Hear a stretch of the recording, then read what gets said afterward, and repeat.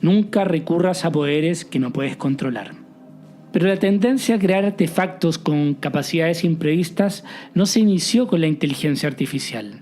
Los algoritmos y bots no solo ya se unieron a la conversación, sino que ya la dirigen. La gente en Twitter no sabe si debate con un humano o una máquina manipuladora. Tenemos derecho, la humanidad, de saber hacia dónde va el bote. Si las democracias terminan por desmoronarse, va a ser no por ningún tipo de inevitabilidad tecnológica, sino de un fracaso humano a la hora de regular con sensatez las tecnologías. ¿Estamos perdiendo el control como humanidad? ¿O ya lo perdimos? Hoy vengo a hablar de redes de información e inteligencia artificial, específicamente del último libro del historiador Yuval Harari, Nexus. Este libro no es solo un análisis frío de los avances tecnológicos, es una obra que nos obliga a confrontar preguntas difíciles sobre el control, la ética y la esencia misma de la humanidad. ¿Estamos delegando el control de la humanidad? Harari empieza este libro de 450 páginas contando el poema de Goethe, El Brujo, que luego es llevado a Disney, interpretado por el ratón Mickey, el cual es un aprendiz de brujo y es dejado por su maestro a cargo de los quehaceres de la casa por unas horas. Mickey coge el libro de su maestro y a través de hechizos, en vez de limpiar, ordenar y lavar la loza, él mismo le da vida a utensilios como escobas, esponjas, platos, etc., delegando su tarea en ellos. El asunto empieza bien, pero al rato se empieza a salir de control. Y la casa se inunda, se rompen los platos, es caos. Mickey no sabe cómo detenerlo, se asusta y se ve impotente y desesperado. Finalmente llega su maestro y salva la situación. Este es un gran clásico de Disney que espero e imagino que lo hayan podido ver. La lección para el aprendiz y la humanidad es clara. Nunca recurras a poderes que no puedes controlar. Pero la tendencia a crear artefactos con capacidades imprevistas no se inició con la inteligencia artificial. Harari, el también autor de Sapiens y Homo Deus, nos decía que los Homo sapiens hemos llegado hasta este nivel de evolución no por fuerza, sino por nuestra capacidad para cooperar. La información es el pegamento que mantiene unidas las redes de cooperación que van desde cazar mamuts hasta hoy de ir a trabajar y pagar impuestos. Harari en este libro toma 250 páginas para repasar la historia de la información, desde los pueblos nómades recolectores hasta llegar a la actualidad, y solo luego entra en la inteligencia artificial. Así que paciencia, porque voy a ser fiel al libro. Harari detecta dos variables transversales a lo largo de nuestra humanidad para montar redes de información: la verdad y el orden. Verdad y orden. Esa es la tensión ancestral. Es que la red de información es poder. Pero no solo es poder, es cohesión, como decía. Y para Harari hay una ingenuidad de la idea de la información. Esa que a mayor información habrá mayor verdad. Y a su vez la verdad conduce al poder y a la sabiduría. Pero la evidencia en las redes sociales nos indica que no es necesariamente así. Nunca ha habido más información como hoy, pero los agentes pueden manipularla a su gusto, permitiendo que ocurran genocidios como en Myanmar con el pueblo Rohingya o en elecciones plagadas de fake news como el caso de Cambridge Analytics, que han distorsionado la opinión pública permitiendo la llegada de líderes como Trump el 2016 y también de Bolsonaro. Haciendo el paralelo con el aprendiz de brujo, Google afirma que su misión es organizar la información mundial y hacerla universalmente accesible y útil. O sea que aunque haya probabilidades de que al robar el libro de hechizo de su maestro, un solo aprendiz y cause desastres, siempre habrán muchos aprendices con libre acceso a toda la información del mundo, los cuales no solo crearán escobas encantadas que les sean útiles, sino que también aprenderán a manejarlas con sabiduría. O sea, un aprendiz libera por error al tigre de la jaula, pero otro que también tiene acceso al mismo libro lo podrá volver a enjaular. Mark Zuckerberg afirmaba sobre Facebook: ayudar a la gente a compartir más con el fin de hacer que el mundo sea más abierto y promover el entendimiento entre personas. Pero la realidad es que en más de una década se han sobrecargado los conflictos mundiales. Esta semana que estoy escribiendo este podcast, el presidente Trump se ha juntado con Putin en Arabia Saudita para ver cómo parar la guerra contra Ucrania. Sin Ucrania. Y luego ha espetado, sin vergüenza alguna, que Ucrania no debería haber empezado la guerra. O sea, el invadido inicia la guerra. Increíble. Pero como hay fanáticos y el algoritmo les muestra solo lo que refuerzan sus ideas en las redes, seguro que se lo van a creer.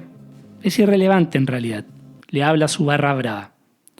La información, que era el pegamento de las redes de cooperación, podría empezar a convertirse en barreras, en un gran telón de silicio. Y ojo, que ya no es necesario de presidentes Trump o de populistas de turnos totalitarios como podría haber sido con un Stalin con esa tecnología, ya que la inteligencia artificial puede procesar información por sí sola y por lo tanto sustituirnos en la toma de decisiones. La inteligencia artificial no es una herramienta como el fuego o como la rueda o la imprenta o el internet. Ya es un agente, es una entidad más que maneja la caja de herramientas como tú y yo, pero mucho más inteligente. Y quién sabe si en los próximos años puede incluso adquirir la capacidad, esta inteligencia artificial, de crear nuevas vidas, de replicarse ya sea a través de códigos genéticos o códigos inorgánicos que animen a los entes inorgánicos. Después de todo, ¿hemos podido responder la pregunta de la conciencia? ¿Somos conscientes? ¿Qué hace que algo o alguien sea consciente? Y es una realidad que el poder se ha transferido de los humanos a los algoritmos. Bueno, hablábamos de la escuela ingenua de la información que pregonan los gigantes del tech, en que a mayor información, mayor verdad. Pero también hay otra escuela, que es la populista, quienes son básicamente los que enfrentan y dividen los pueblos en buenos contra malos, en patriotas e inmigrantes, en puros y la élite corrupta. Ellos consideran la información como un arma, como lo que recién les mencionaba de Trump. Por lo mismo, están erosionando la confianza en las instituciones a gran escala y en la cooperación internacional como lo es el calentamiento global. Es verdad que los populistas tienen razón en ser escépticos de la idea ingenua de la información, pero se equivocan en reducir todo al poder. La información no es la materia prima de la verdad, pero tampoco es un arma. En ese espacio debemos navegar entre verdad y poder. Harari dice que lo que a menudo vemos como conflictos de ideologías y políticas en realidad son discrepancias entre distintos tipos de informaciones. Un aspecto vital, ya sea si una red de información está más volcada a la verdad o al poder, son los mecanismos de autocorrección de una red. Estos son instituciones que monitorean la eficacia, veracidad y grado de orden que imponen estas redes. Por ejemplo, la Biblia. Esta no tiene mecanismo de autocorrección. No se puede ni editar ni cambiar nada del libro sagrado para adaptarlo a su tiempo. No hay ningún erratum o fe de ratas en una edición nueva de la Biblia diciendo que en el tomo anterior San Mateo estaba re loco y se equivocó. Por otro lado, las disciplinas científicas sí tienen como base este mecanismo de autocorrección. Son escépticas de sí mismas.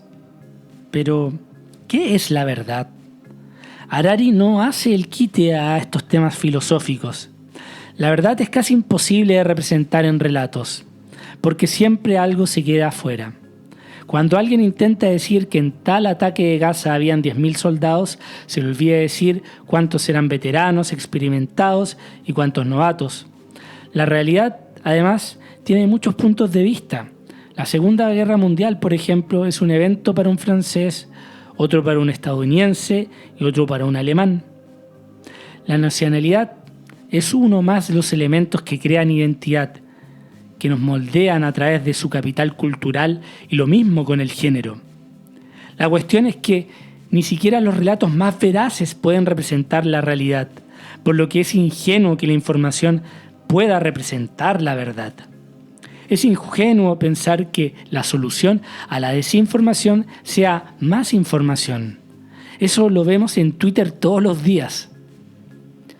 La pregunta de verdad debería ser: ¿hasta qué punto tal información permite una buena conexión entre personas? Pero la capacidad de conectarnos viene influida por ilusiones, errores y fantasías. Uno siente que conecta con tal grupo o gente, pero se inventa toda una historia acerca de ellos. En las tecnologías de redes de información, el primer artefacto que nos encontramos es el relato. Este es un conector que permite que no tengamos que conocernos y vivir juntos para cooperar, como lo hacían nuestros ancestros en sus manadas nómades. Tal vez el primer gran relato que se hizo viral utilizando el léxico actual fue el de Jesús. En los relatos hay objetivos como decir que el día está soleado, otros subjetivos que hablan de emociones. Pero hay un tercer tipo que son los intersubjetivos que vinculan y existen en el nexo entre un buen número de mentes. Ejemplo, las leyes como no cruzar en rojo un semáforo, las naciones. El que nace en este territorio es chileno, después de esta cordillera es argentino. Los dioses y el dinero en sí, objetivamente no tienen ningún valor, pero los miembros que participan en el relato deciden darle vida.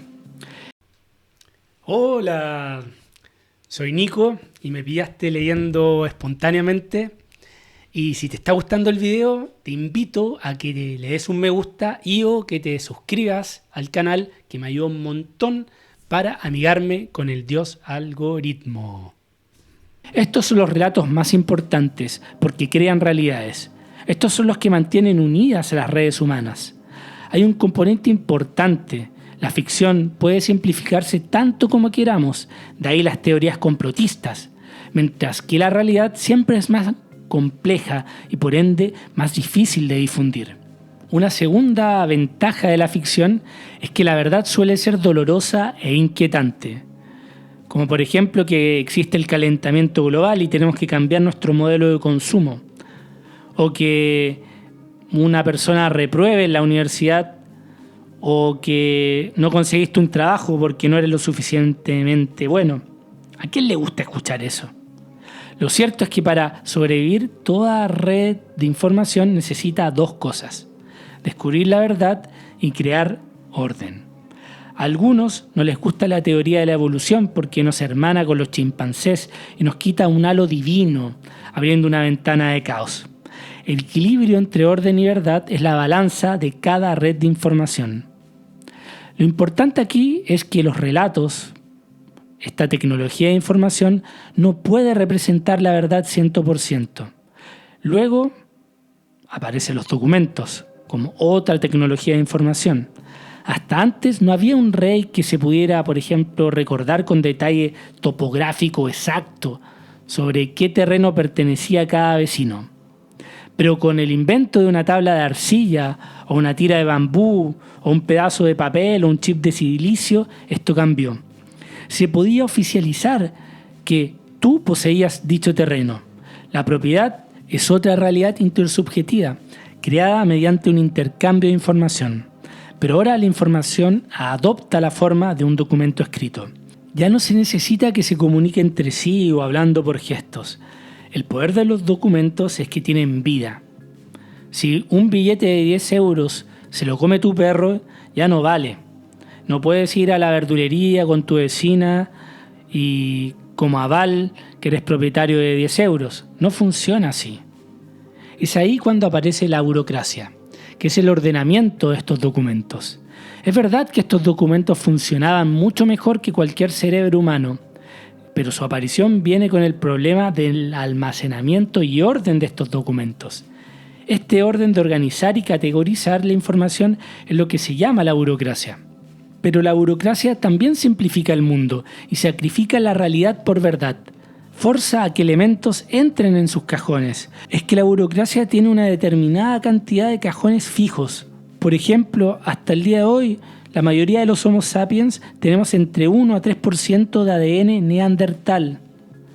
o un buen hombre blanco puede tener sangre afroamericana.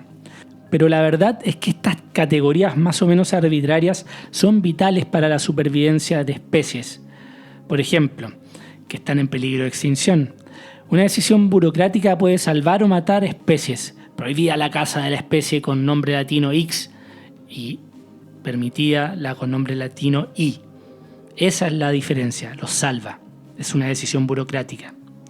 Independientemente de relatos o documentos, el gran error que tiene un artefacto o tecnología en una red de información es su presunción de infalibilidad, la cual viene casi siempre de una conexión con lo divino y que se presenta en los libros sagrados. Estas tecnologías infalibles son las más conservadoras, las menos reacias a la modificación, porque ¿cómo modificar el mensaje de Dios? Además, estas tecnologías que son los libros sagrados, son creados efectivamente para esquivar la falibilidad humana.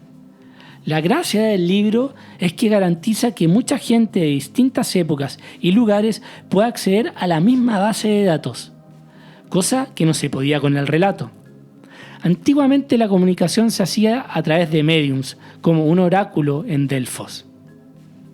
Pero esto se hacía a través de pitonisas, o sea, al final siempre esto pasaba por un humano.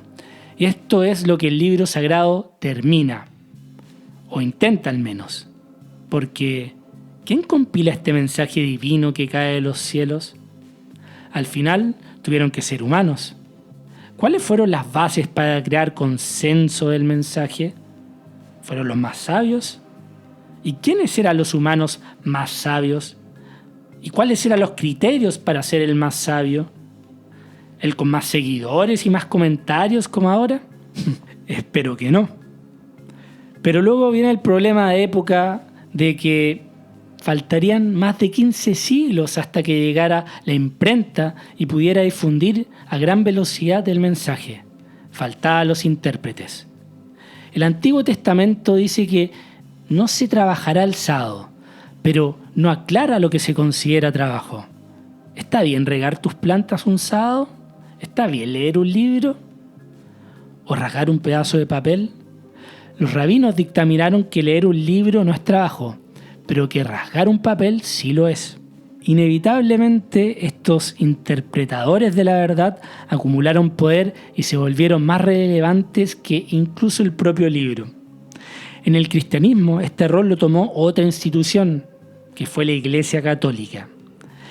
La teología católica aceptaba que Jesús nos hubiera dicho que amáramos a nuestros enemigos, pero defendía al mismo tiempo que quemar herejes era un acto de amor, porque disuadir a otras personas de adoptar opiniones heréticas las salvaba de las llamas del infierno, pero no las llamas de este mundo. Estamos en una red de información en que el orden lo es todo sin diversidad.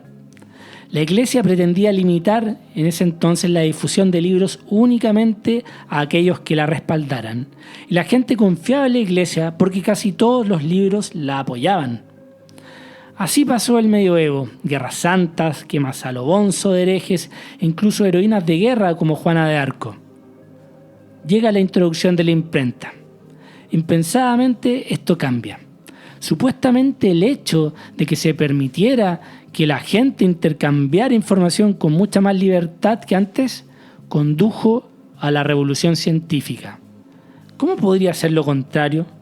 Finalmente se podrían difundir textos de todo tipo. Quienes conectan la imprenta con la ciencia dan por sentado que producir y difundir más información lleva inevitablemente a la gente a la verdad. Bueno, pero antes que Copérnico enseñara que la Tierra no estaba en el centro del universo, en regiones como en Valais, en la actual Suiza, ocurrían las primeras cazas de brujas en masa, por la difusión de un texto influyente del siglo X, el Canon Episcopi, que atacaba la brujería. Sí, la caza de brujos fue un fenómeno moderno, no medieval. Luego, más tarde, un fraile inquisidor crea y difunde su texto El martillo de las brujas, en que decía, por ejemplo, que las brujas le robaban el pene a los hombres y que luego depositaban en nidos de aves o lo guardaban en cajas. Obviamente la realidad siempre es más compleja, es multifactorial, Pero la imprenta, en vez de develar la verdad, en este caso, fue una herramienta para propiciar la caza de brujas. Las brujas se convirtieron en una realidad intersubjetiva, como el dinero, como una religión, como decía anteriormente. Esas ficciones que son creídas por grupos que luego toman el estatuto de verdad. Si todo el mundo lo cree o lo dice, será verdad, ¿no? Y como siempre hay gente que ganó con esto se perpetúa. Los impresores y libreros ganaban mucho más dinero con el martillo de las brujas que con los libros de Copérnico, pese a que el primero era falso y el segundo cambiaba por completo la historia de la humanidad. Para que la verdad tenga éxito es necesario crear instituciones de organización y conservación con el poder de inclinar la balanza a favor de los hechos. En este ambiente se crean por primera vez las asociaciones científicas como la Royal Society of London for Improving Knowledge, fundada en 1660, y así se multiplicaron en Francia, Holanda y en toda Europa. Estas instituciones tuvieron éxito y ganaron autoridad porque contaban con fuertes mecanismos de autocorrección que denunciaban y rectificaban sus propios errores. Humildad que no podía reconocer ni la iglesia, ni los rabinos, ni nada de la esfera divina. Se quitaba así el sesgo de confirmación. Es que no se puede confiar en nadie que corrija sus propios errores. Incluso los genios lo tienen. Estas instituciones premiaban el escepticismo y la innovación en lugar de la conformidad. Escépticos como las teorías de conspiración, pensarán algunos. Es verdad que estos son escépticos, pero solo con el consenso existente. En cambio, cuando se trata de sus propias creencias, pierden todo su escepticismo y sucumben con el fanatismo, con el sesgo de confirmación. Son fervorosos borregos de sus líderes al final, cosa que ellos mismos autodesprecian. Es digno de elogio este rasgo de autocorrección. Nunca escucharemos en cual sea religión al líder decir: nuestros expertos acaban de descubrir un error garrafal en la Biblia o el Corán. Pronto publicaremos una edición revisada. Disculpen. En cambio, sí hemos escuchado decir a inicios del siglo XX a la comunidad científica que la física newtoniana no explicaba completamente el universo. Obviamente esto no sin arduos debates, picardía, inventiva de por medio, pero nunca matando a nadie. Lo mismo con el Manual de Desórdenes Mentales, donde hasta 1974 la homosexualidad se listaba como una alteración sociopática de la personalidad. Confesar los errores afina a la máquina, no la corroe. Pero volviendo al equilibrio de orden y verdad, si sacrificar la verdad como lo hacen las instituciones sin mecanismos de autocorrección en pos de un orden tiene costo, lo mismo pasa a la inversa, cuando se sacrifica orden en pos de una verdad absoluta. Es que no es de interés ni potestad de la ciencia. Ella delega el orden a la política, al Estado.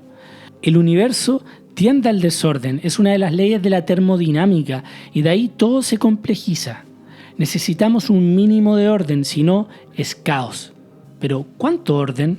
Esa respuesta cada persona y por ende cada pueblo la debe formular en su propio diván, y una de las mayores preguntas con la irrupción de la inteligencia artificial es si favorece o socava los mecanismos democráticos de autocorrección.